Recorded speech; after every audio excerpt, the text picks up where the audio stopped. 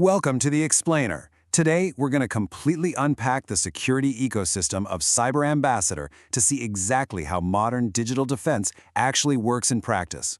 We're not just looking at clunky software or some isolated IT protocols here. No, we are examining a fully integrated anatomy of protection. And I mean a system that spans all the way from the scrolling habits on your personal smartphone right up to the heavy hitters in the corporate boardroom.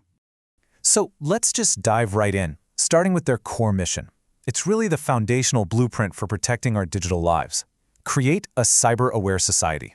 I know, it sounds super simple, right? But honestly, it represents a massive shift in how we approach security. It's this realization that the absolute strongest digital walls in the world are completely useless if the people operating inside them don't know how to spot a threat. And to actually hit this massive goal, they've delivered over 3,000 real-world training sessions, which, establishes immediate credibility in this space. I mean, 3,000. That number isn't just some vanity metric. It represents literally thousands of classrooms, corporate offices, and banking teams who are actively learning how to spot and neutralize digital threats way before they can compromise a network. We're going to map out this entire landscape through 4 escalating layers of protection. First, the human firewall. Second, the rulebook. Third, stress testing. And finally, layer 4, the digital emergency room. Okay, kicking things off with layer 1, the human firewall, focusing on personal hygiene and training. Now, it's fascinating to see how the educational curriculum completely shifts based on who's in the room. Because think about it, you wouldn't train a high school student the exact same way you train a seasoned banking professional, right? So while students might focus heavily on safe browsing and social media privacy, corporate teams and folks in the financial sector pivot entirely to tackling sophisticated AI-powered scams, identity theft, and ransomware awareness. It is highly targeted. So the main takeaway here is that you've got to apply these highly actionable cyber tips immediately to build up your own personal armor against modern threats. We aren't talking about abstract, pie-in-the-sky concepts.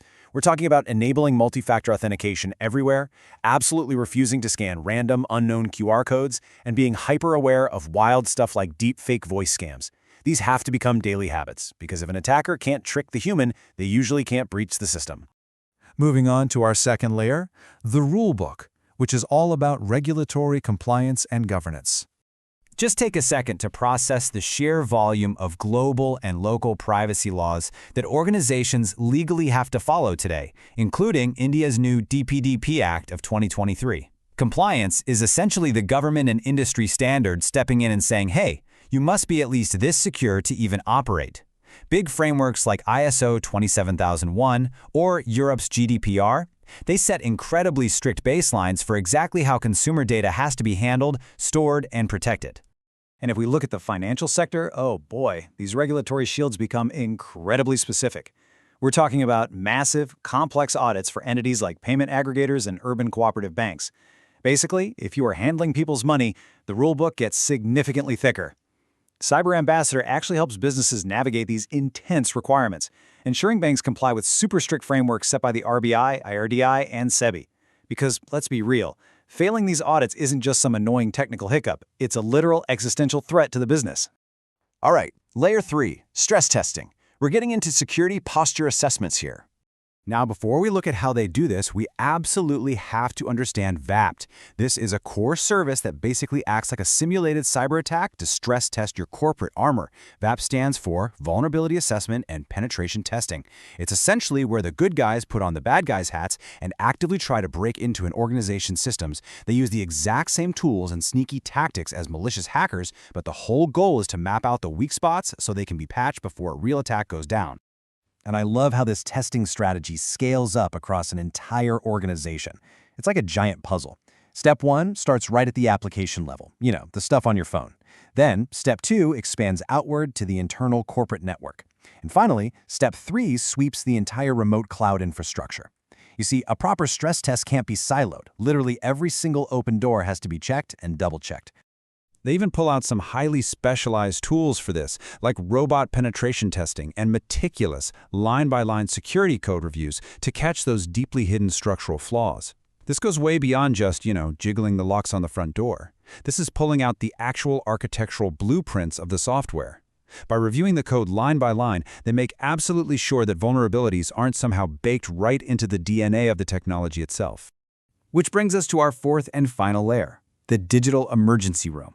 This covers digital forensics and incident response. So imagine things hit the fan in this complex digital landscape. Organizations might actually bring in a VCISO from Cyber Ambassador to provide outsourced executive leadership and steer them right through the crisis. Think about it. A company gets hit by ransomware, the screens go dark, panic sets in. They need a seasoned expert like yesterday. A virtual chief information security officer essentially parachutes into the boardroom, bringing these elite advisory skills to manage the chaos, coordinate the technical response, and even handle the communication with regulators. It's a real game changer.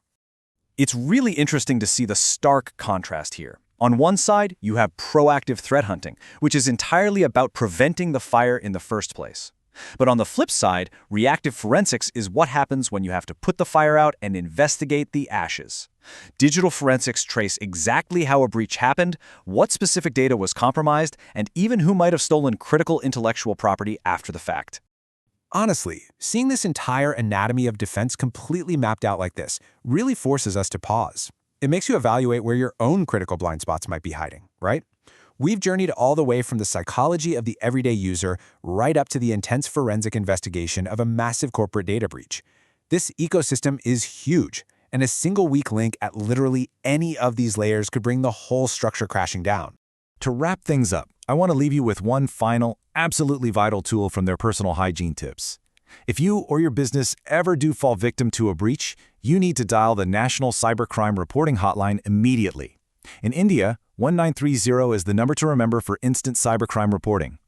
As we close out this explainer, I want you to really take a hard look at your own digital habits and your organization's readiness. Out of the 4 layers we just covered, which one is your weakest link? And more importantly, what are you going to do to reinforce it today?